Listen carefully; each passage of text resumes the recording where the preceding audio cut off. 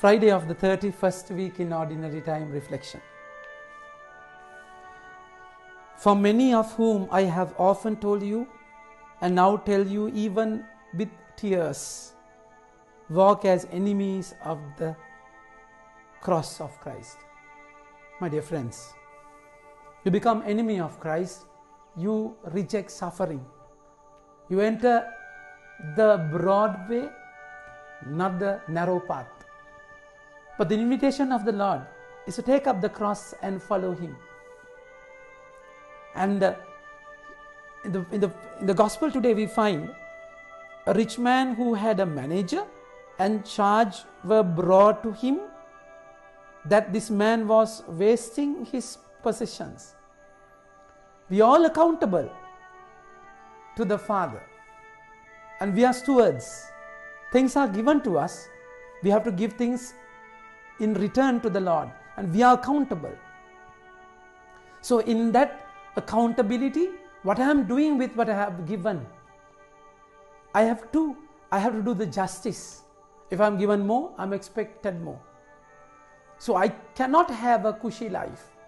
No, there is no way. I have to fulfill the responsibilities. And St. Paul beautifully says, brothers, join in imitating me. Now, it's a very strong statement. Normally imitate Christ, imitation of Christ. And now that he's saying, you imitate me, because I have become a replica of Christ. I have become a blueprint of Christ. I'm completely following the Lord. So you can I have become ultra Christus, where you can just imitate me. What a strong statement. What a strong thing. According to the example you have, keep your eyes on those who walk according to the example you have in us. You can be stranded, you can be distracted. When you start imitating people who does not follow Christ, who does not bear the cross of Christ. For now tell you even tears, walk. For many of whom I have often told you have become enemies of the cross. That's very subtle. So then we don't have to suffer. You will have a very comfortable life. As the steward is asked to give accounts, we are all accountable to him. My dear friends, of this the parable of the steward, right? And he's very cunning. This particular steward uses the wealth in this world to fulfill the needs of the other world. Now this is a very subtle parable where you have to understand the meaning, theological meaning, the depth of it. So you have to earn friends with your wealth, and then they will take you to the eternal life. So his job and his present job, and after his retirement, after his exile from the job, what he's going to do? It's completely this world and the other world. That's exactly what the word says. The charges were brought to him that his man was wasting his position, and he called him and said to him, what is this that I hear about you? Turn in the accounts of your management, for you can no longer be manager. And the manager said to himself, what shall I do? Now, he's acting very shrewdly. In a crisis situation, he balances his life and thinks straight. He's very calm. Be still and know that I am your Lord. Now, this is how in the world he dealt with the crisis. The Lord is asking children of the world and children of light, how you are going to act. So in a crisis-oriented situation, in a crisis, crisis-oriented prayer is there.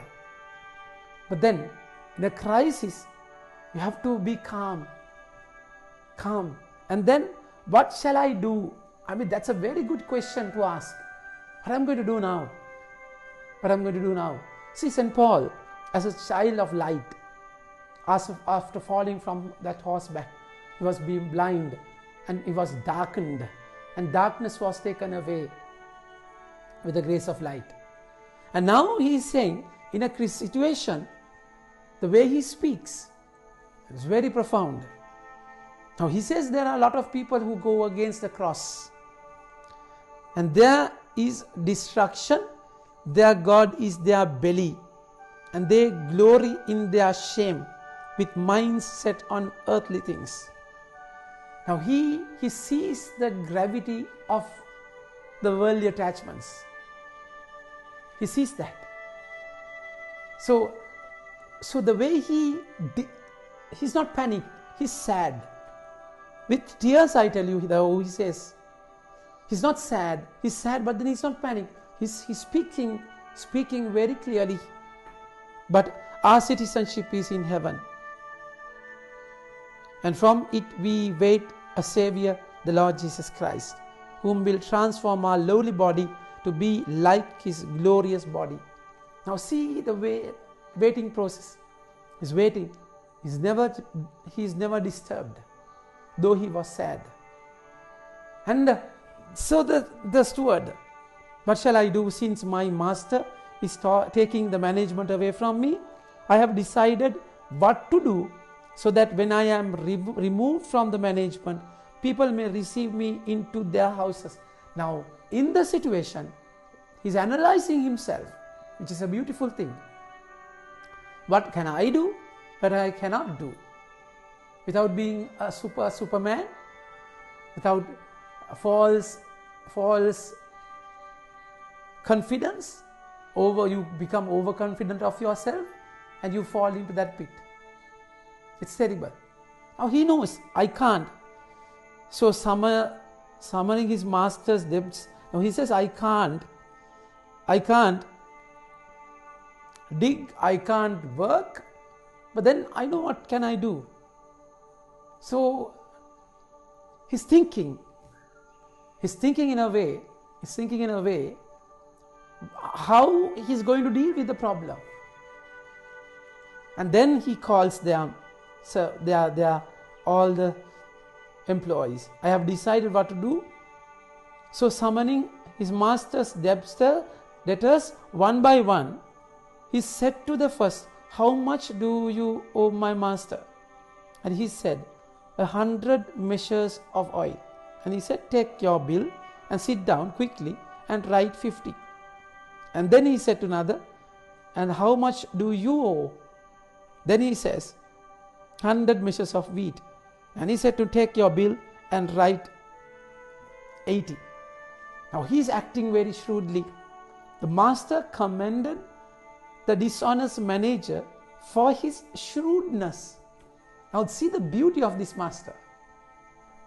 He knows how to read a person. Of course he did cheating without telling, So see, it was secret. Master knew everything. God knows you are in and out. You cannot hide things from God. And then he looks at the positive side of the person. If you have seen Catch Me If You Can, that particular robe was taken as a bank robber.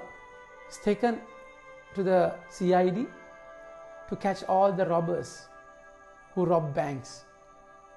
They found the talent of the person, filtered all the bad side and saw the positive side of the person. That's how the Lord deals with you. So he sees you. He sees your exact talent.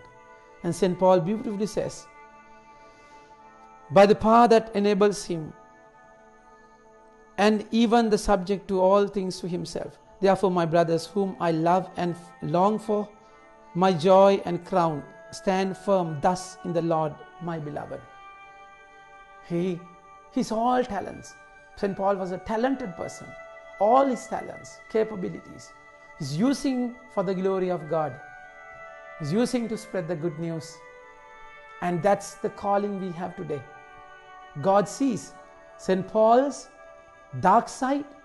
God saw the bright side through that shadow. He exactly knew the capacity of this person. Children of light and children of the world.